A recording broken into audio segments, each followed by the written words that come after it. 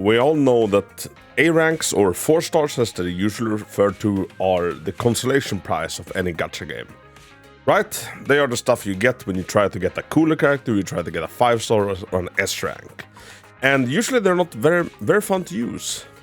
Well, Zenless take that assumption and then just puts it on its head, because my god, if not an A rank team is the most fun way to experience this game. Today I want to showcase my passion project team, as I like to call them.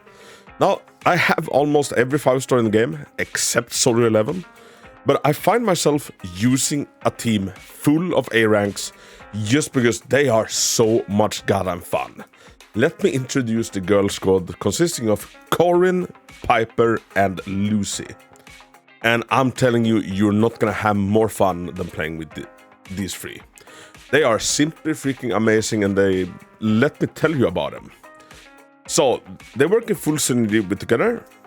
Piper and Lucy are the only 2 characters that's part of the faction called Sons of Caledon. Now, as you can probably tell, this team is really freaking good at applying physical anomaly build-up. And they do this amazing, and like the synergy between this team is absolutely freaking busted. Now, this team isn't necessarily something new, because usually people run this with a Nekomata instead of Corin. And I'm not gonna go and say that Corin is a better character in this team, although maybe more fun. No, maybe not even more fun. But it's really fun to have 2 characters that kinda works as a chainsaw. Both Corin and Piper have 100 hits on their EX special attack. And it's actually really freaking fun, especially if you pair it together with Lucy, and especially if you got an as lucky as I have with Lucy, and you have Lucy at C6. Lucy C6 makes it so that every time your EX attack hits, a pig falls down from the sky and attacks the enemies. So as you can tell, with Corin and Piper, that's gonna happen a lot. Like, we're talking 10 pigs every time one of them EX attacks, and it's quite fun, and it's really good at building up fire. This team is great, and a lot of their damage comes from their ability to rack up assault. Now, this feature can be used in multiple ways. I choose to run Corin on the assault disc set that increases Corin's damage by 35% after her or a teammate triggers assault.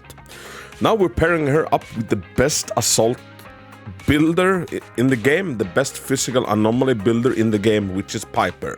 He's one of the game's 2 anomaly characters, the other one being a 5-star named Grace.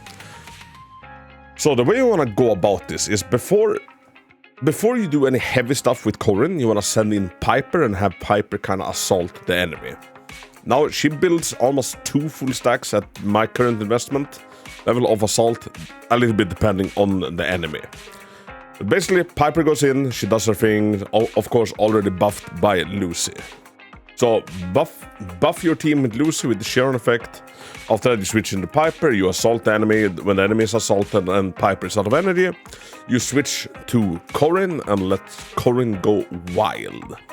Now she can go wild with her EX attack and then her ultimate. In this team, I usually allow Corin to do the ultimate, buffed with the assault buff from her disc set. Now, sometimes you might want to be sending in Lucy to do the ultimate, because she's a support character, which means that her ultimate actually generates some energy for the team. And now energy is gonna be like a big bottleneck for this team. As you can probably tell, I don't have a great Bangoo for this team. I picked the safety one. After getting Grace and having Kolida, I was like, oh yeah, nice. Now I can go safety, and I can use that for a Grace team, and I can use that for a Kolida team, because they're both part of Balebone. Now I have the Bang Volver on my wish list, because that would be the absolute freaking optimal Bangoo for this team. You can also very much go a energy region Bangoo like Butler, although Butler with this team you will lose out on the B effect. Instead you can go the A rank kinda equivalent of Butler, which would be Boo Resher, which is not a bad option at all, because A ranks doesn't really have a physical damage boosting Bangoo, if that makes sense. So Boo Resher is a perfectly fine choice if you go for an A rank one. Butler works, you lose out on some. The absolute best one, the absolute best one is gonna be Bang Volver. you want to be running are 4 pieces of Freedom Blues with as much anomaly proficiency as humanly possible. And also physical attack damage bonus is a nice thing, and anomaly mastery on the 6 disc. The first 3 discs, those stats are set in stone. As the 2-piece, I run Fang Metal, the 2-piece, and increases physical damage by 10%. On Corin, I run Fang Metal 4 pieces and Woodpecker Electro 2 pieces. Fang Metal, you want 4 pieces, because as I talked about earlier, whenever a squad member inflicts assault on an enemy, the equipper deals 35% additional damage to the target for 12 seconds. Now 35 is a massive number. That is a lot of extra damage. And I go Woodpecker Electro simply because I have the better pieces for that. We're still very much early on and I haven't really started farming these yet. I'm still busy building several teams to be able to showcase them off for you peeps. Now what you can also do is go 4 pieces Fang Metal, and then just like Piper had it, you can go 2 pieces of, what's it called again? Freedom Blues. Now Corin benefits also from anomaly proficiency, although she much more wants crit rate, crit damage, and attack percentage. She's not as much for anomaly as Piper is. And for Lucy, you want to be running 4 pieces of Swing Jazz. And for the 2-piece, you can go Woodpecker Electro. Her passive will be up and going, so she will be getting crit rate for her pigs.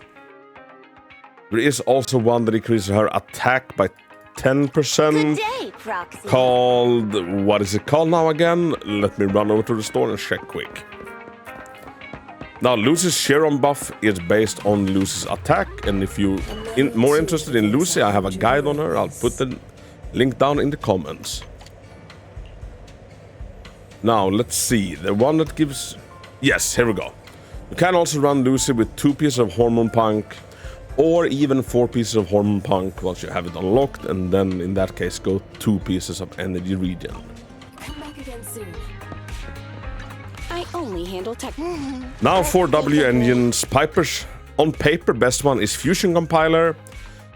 It gives a lot of damage, although I find that running their signature ones is sometimes a lot more efficient. The Roaring Ride one gives Corin 3 buffs. It increases her attack, it increases her anomaly proficiency, and it increases her anomaly build-up rate by 36%, which is a lot. Meanwhile, Fusion Compiler provides a flat 70 anomaly proficiency, which is nothing to scoff at, and 12% attack, and a whooping at level 50, 21% pen ratio. Now, this isn't bad at all.